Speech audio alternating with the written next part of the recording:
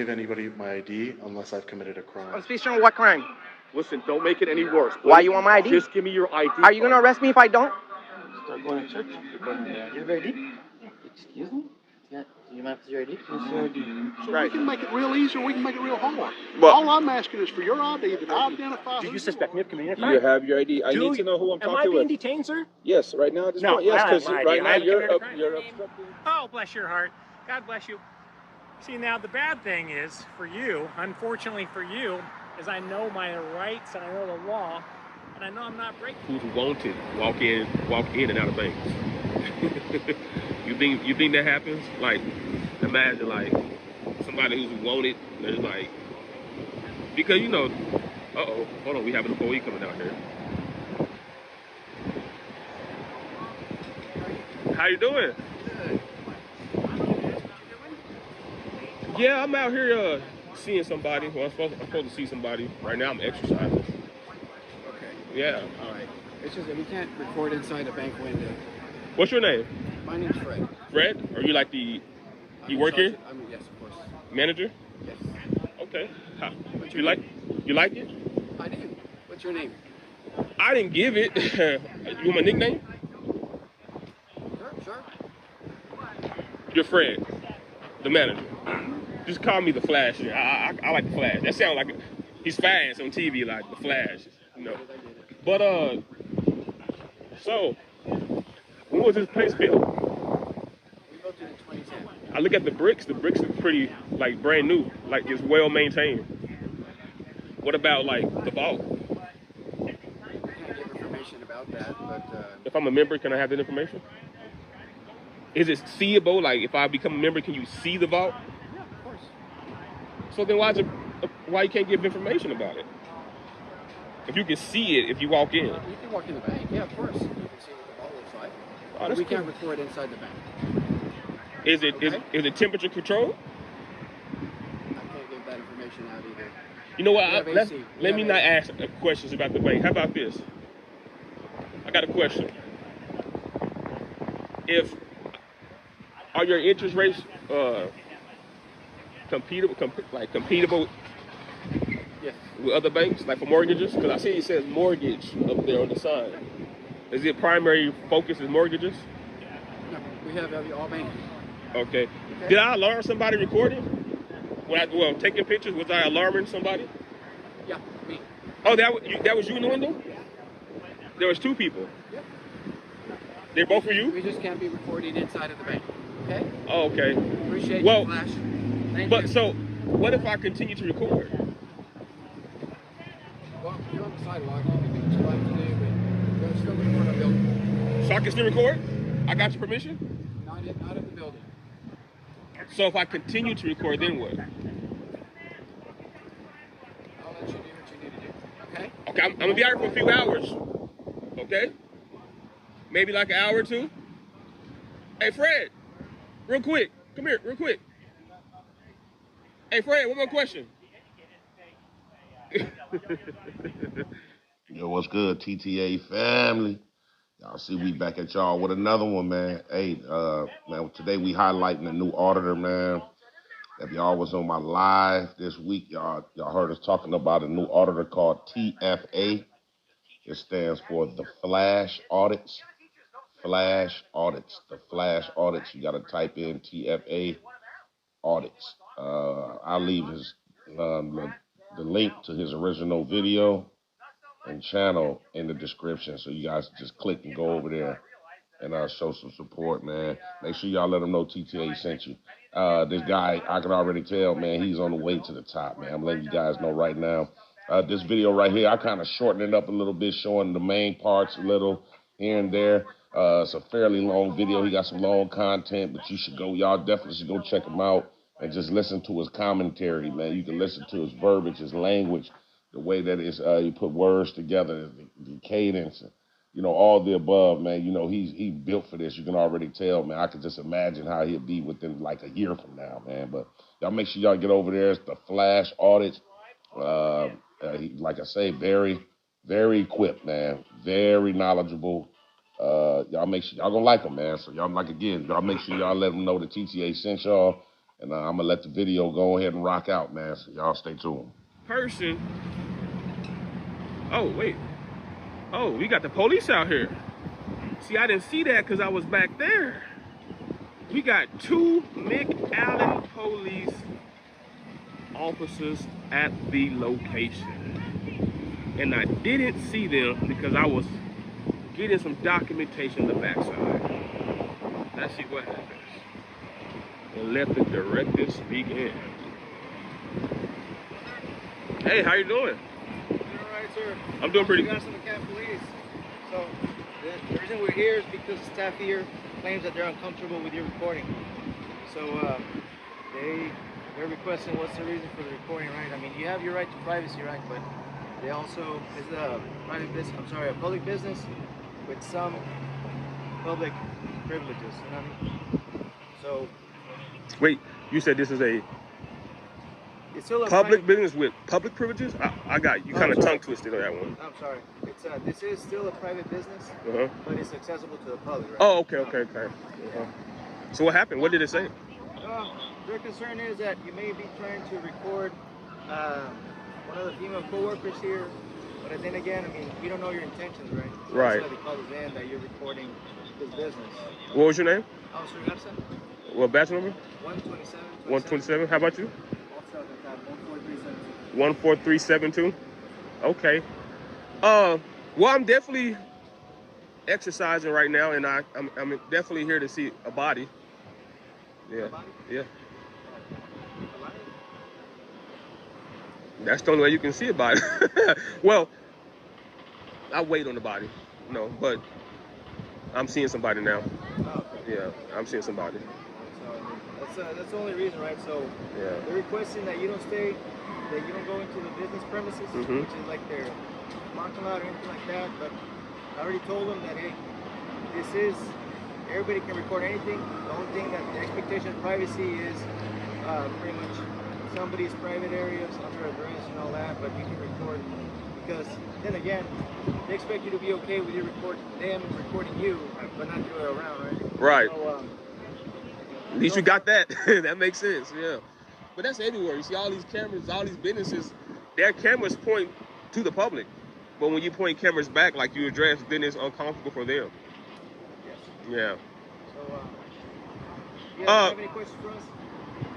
Do they have the, so they were getting pretty like excited, basically, kind of like excited, probably frustrated, anger. It had to be one of the three to call. 911 is emergency line, so you had to get either excited, angry, frustrated, or something. More concerned, really. Concerned? This is, pretty much this action is unusual, right? So this is like an unusual behavior of like, hey, why are you recording us? Their concern is that you may be asking for vault information, which is... Yeah, I would like to know. You got the information for me? You know when it was built, maybe? Like, is it electronically controlled or temperature controlled? Yeah, we never You don't know? I wonder if they had that like at City Hall. Would they have that, like the floor plan? Yeah, because they usually keep stuff like that for certain stuff. Yeah. As far as I know, the police, we don't have access to that. I mean, as far as that, I mean, it's up to whatever they wish to release to you. He did come out. He said he was a manager, I believe. Fred. Yes. He came out and he was like, "What are you doing?" And I told him exercising, and I also told him, I'm seeing somebody, and he kind of chuckled, and then he was like, "Well, you can't record." But my thing is, I know sometimes banks, sometimes private businesses, and I think sometimes police departments also, they have that policy. It's called, I think, the Yabba Dabba. Have you heard of that? Yabba Dabba? You never heard of the Yabba Dabba policy? I think Yabba Dabba do. That's when they get excited, yell a bunch of Yabba Dabba dudes and expect you to follow them. That was an emotional term on the Flintstones, Yabba Dabba do. Yeah. I heard that, I was like, this is Flintstones right there. Yeah. But as far as I know, hey, as long as I'm on public property, engaging in First Amendment protected activity. And you know what's interesting? They always say, when I say they, I'm saying private places. People always, when in the capacity of employer, people always say, I'm uncomfortable. But you don't have that same energy when you're walking around in public Tesla vehicles recording, Ring doorbells recording. Every business cameras from the outside doesn't only show the property line, it shows outside the property line also. So at any point in time, anybody can be a witness against you or for you because everybody's recording. So I don't, if they're operating in fear, or if I'm recording a young lady or whatever, man, I'm recording young lady, young man, animals, birds, and all that. You know, so tell her not to feel special because she doesn't matter to me. So, no, you're not required to give me your name, but should I have your name? Let me ask you a question. With the name thing, that's like crack for the police. Like the first thing they want is they want your name. It's like a dope fiend wants crack. You know, what is it about law enforcement wanting names so bad? It's just for documenting, because if we're making contact with an individual, we want to document that we made contact with this individual. So far, I will document that I will make contact with an unknown male, your descriptions. Or you can put Fred's name. Yes, Right. I will put his, but I will put your unknown, right? So if there's a crime, then I need to know your name, but so far no. Then you can use it against me. Yes. So it's like a surrenderment of your Fourth Amendment before a crime happens. Because if I give it to you now, then a crime happened later. Now you got a tell who to go, basically. Because right now it's a consensual encounter in which you can say no. Right. If you're required to provide your name, then you're being lawfully detained. And then if you're under arrest, then you are required to provide your name. Right, and if I'm not mistaken, lawful detained, you're still not required to provide a name under the Texas Penal Code. That just means you're detained. But if you provide a false name while you're detained, then that's a crime. So you can choose not to provide a name at all. But now if you're under arrest, you're required to provide a name. Yeah, so the only thing that you're required to provide your name is if you're detained as a witness, not as an involved party. So if you are an involved party who's arrested, then you're required to provide yourself, provide your name. Right. So only if you're a witness, then you're required. To a crime, though. Yes. Right. So when there's no crime, there's no requirement of revealing your papers under the detainment idea. Right. Out of curiosity, and I don't know if you can answer, maybe one of you guys can answer this. Why not use exact verbiage when you guys have these encounters? Like, if I was law enforcement, I would show up, because you're allowed to call 911, so there's nothing wrong with calling 911. But I would be like, hey, look, it looks like that person or group or people are engaged in their First Amendment. There's no crime. Why not say it like that? Because it seems like, and you guys don't have body cam, but it seems like when body cam is requested, and I've done my examination with different police departments, what I'm hearing on the body cam is, well, they're trying to agitate you, or, they want to frustrate you or ignore them. Why are police carrying that narrative, and why they're not saying, hey, man, they're doing their First Amendment, and I took an oath to uphold that First Amendment, so this is what they're doing. Why don't you, not saying you don't say that, but why don't police officers take that approach with the 911 caller? Because everything's case by case. I mean, yeah, we should have a universal approach to see open-minded and then take it as it is. Otherwise, I can't tell you. I cannot speak on behalf of me and this officer. Okay. I don't know the attitude or mentality of the other officer. That's true. One more question. Wow. When it's a criminal investigation, y'all don't say it's case by case. Y'all take it from a historical behavior of criminal pertaining to those type of crimes. So if it's a theft crime, y'all have a summarized notion of what's likely the type of activity that offender did. But when it's questions about police, y'all never have a answer directly, not even a general answer. Why is it like that? It's like a double standard. Have you ever thought about that? No, you never thought about that. But you get what I'm saying, right? You know, yeah. Like, so if I'm driving my license suspended, there's a notion, man. You know what? You knew you were supposed to have a license when you were driving. You knew that your license was suspended. If you looked in the system, it says that they notified you that your license was suspended. You knew this. You're just choosing to operate on your own diligence. There's a notion that the offender had some awareness of their activity being restricted or not allowed, right? There's a notion. But when it's a business that calls the police on a citizen who's engaging in a right, you guys don't take the same notion like, hey man, look, you know that there's a First Amendment. You know that how come y'all don't like have that same type of energy? No, that's what, when I made an initial approach, I told him that, look, I mean, privacy is, right? Right. So you're a business, and you can record, I mean, unless it's somebody's code or somebody's password, like something that Well, they got to protect that. I can still record it. Yes. No, it's just what I do with it. You're not allowed to use it in a nefarious manner, but I can still catch it. Yes. Right. So I did address to them that, hey, you might be doing this. Right. Which strikes First Amendment right. If anything against them, we're just going to tell them that, hey, if anything they don't want you in the property again, that is if you don't want them back. Man, I like you guys. You guys doing a good job. Your fellow officer, Gonzalez, did a good job the other day. And DeLeon, she did a good job. You know, you guys, McAllen, you know I'm saying right. You guys doing a good job. I'm going to tell you right now. Have you ever seen this being done before? Have you ever seen this being done before? You have? Not on banks, though. Not on banks? Okay. What about you, officer? Have you ever seen this? No? But like in general, this type of activity.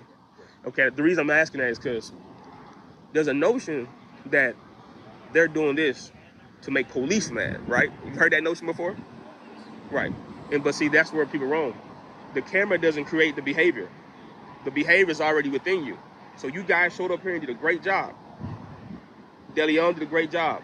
Gonzalez did a great job on 10th Street the other day at PNC Bank and the IBC Bank. Those two officers did a great job.